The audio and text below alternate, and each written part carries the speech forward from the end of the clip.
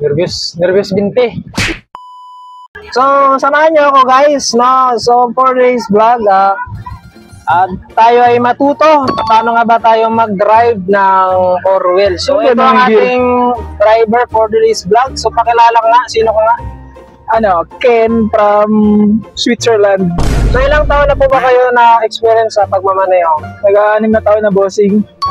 Okay, so siya yung ating instructor, no? Siya yung magtuturo sa atin. Nervous binti. Nervous ako, binti. Takot. Takot ako mabilis. Sige, apply. Clutch, baon, primera, pasok, handbrake, baba. Alalay sa gas. Accelerator yan.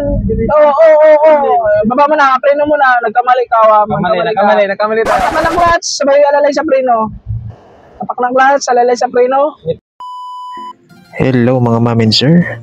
Samahan niyo ako sa aking driving lesson journey. Dahil ito po ay aking first time na pag-drive nitong sasakyan, no? So, credit na rin sa aking insan, no? Na si Ken Aguirre, no, sa matiyagang pagtuturo sa akin. At sa testa naman, so thank you so much sa opportunity dahil isa po ako sa officially enrolled. Yes! Konti na lang. Matadali na natin yung pag-ride. So, andito pala kami ngayon sa sa Welcome to Villa. Papunta dito, ako nag-drive.